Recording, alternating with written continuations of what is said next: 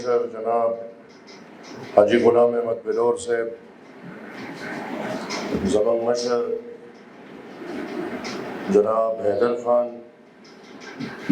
د مرکزی الیکشن کمیشن چیئرمین جناب میاں افتخار حسین صاحب او زمانگ د پختونخوا د مرکزی الیکشن کمیشن ممبر ډاکټر سلیم صاحب، زمانگ د پختونخوا د الیکشن کمیشن چیئرمین شکیل خان او داغي د کمیشن ملګري او ناس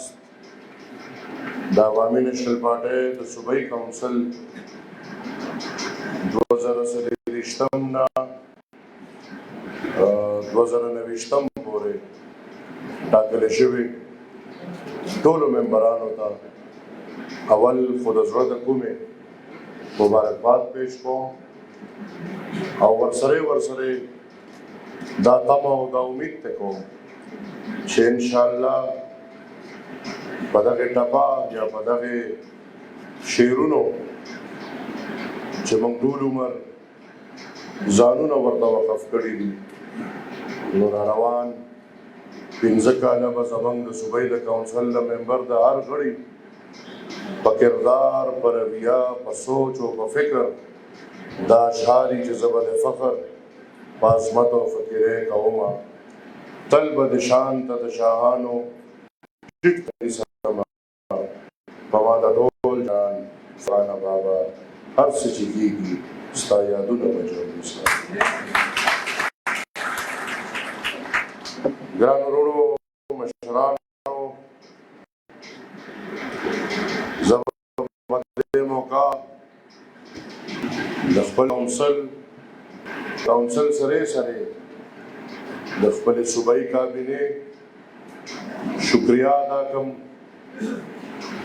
مبارکباد به ورته ووایم چې را تېر 15 کاله موږ د خپل وس مطابق هر قسمه چیلنجز مخامخ خپل کوشش کړی دی، خپل همت هم کړی دی، خپل وس هم کړی دی. پکې زه پخپله کوشش مې کړی دی چې څونه ضلعو ته تللی شوم، په هغې ضلعو کې زه کور په کور کلي په کلي ګرځېدلی یم او انشاءالله بیا په دې تېرو 15 کالو کې ډېر څه به ټیک شوي، ډېر به غلط شوي، خو خپل وس هم کړی. نن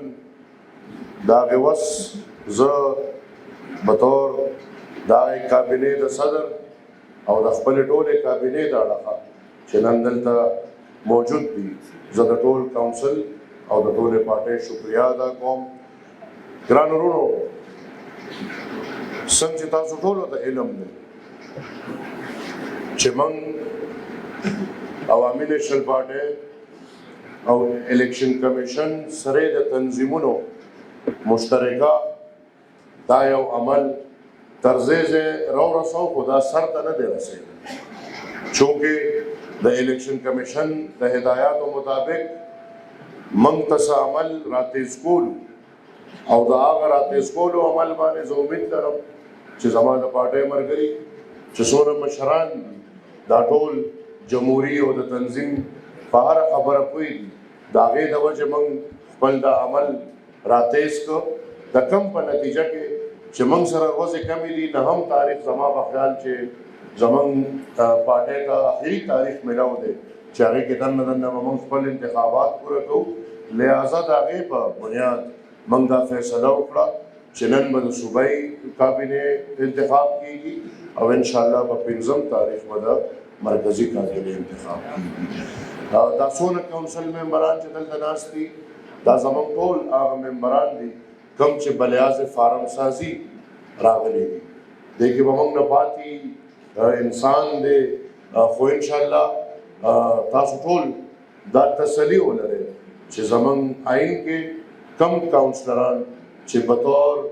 فارم سازی راځي هغه نن موږ ته مخامخ ناست دي، کم چې بطور د آبادۍ راځي هغه به انشاءالله موږ بیا دې نه پس ټاکو او دا کونسل به مزید فعالیت ته بوځو. زه ګرانو وروڼو په اخره یو ځل بیا ستاسو شکریا ادا کوم. زه ستاسو کشر وم، ما سره هم ډېره ګزاره کړې ده، ډېر ښکلی وخت هم تېر شوی و او امید وکوم چې ان شاء الله هر ملګری به خپل را روان تنظیم سره همدغه عمره کومک کوي څومره چې موږ سره ډېره مهرباني والسلام